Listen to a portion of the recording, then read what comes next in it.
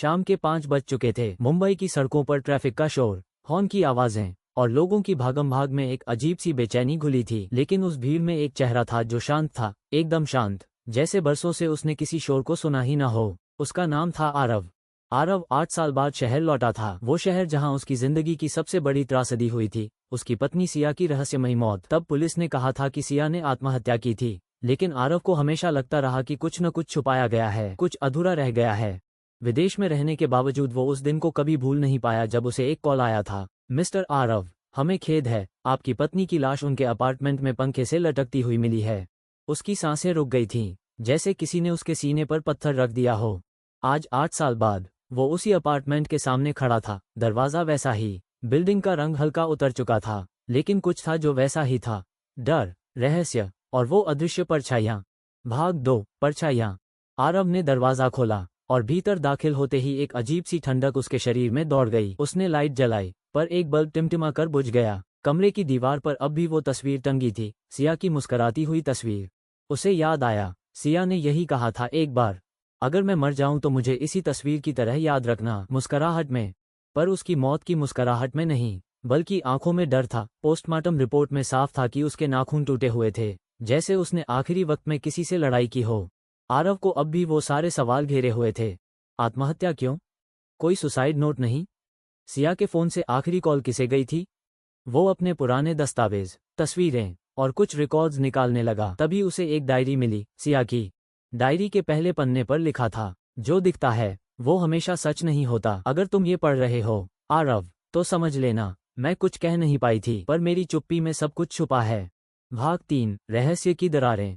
आरव अगले दिन उस पुलिस अफसर से मिला जिसने केस हैंडल किया था, इंस्पेक्टर दवे।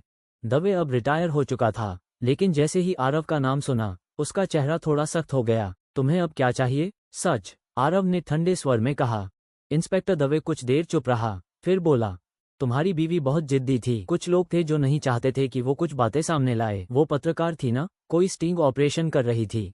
कौन लोग? ऊंचे ओहदों वाले, नाम नहीं ले सकता, पर एक सीडी थी जो केस के फाइल से गायब हो गई। आरव के होश उड़ गए। क्या सिया किसी बड़े रहस्य के पीछे थी? क्या उसने किसी की पोल खोलने की कोशिश की थी? भाग 4, सीडी और सच। डायरी के आखिरी हिस्से में एक जगह का नाम लिखा था, नेहरू नगर, गोदाम नंबर 17। आरव वहां पहुंचा। वो जगह वीरान थी, गोदाम जर्जर और जाले लगे हुए थे, पर दीवार के पीछे उसे एक छोटा सा तहखाना मिला। वहां एक पुराना बॉक्स रखा था, उसमें एक सीडी थी और एक पुराना मोबाइल फोन।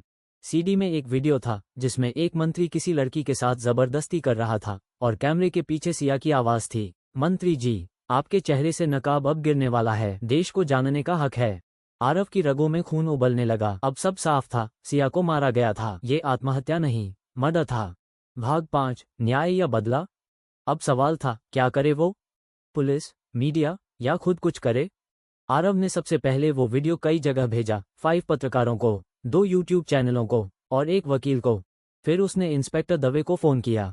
इंसाफ शुरू हो चुका है, अब अगर तुम चाहो तो साइड बदल सकते हो, दवे ने कहा। बहुत देर हो चुकी है, लेकिन मैं साथ हूँ।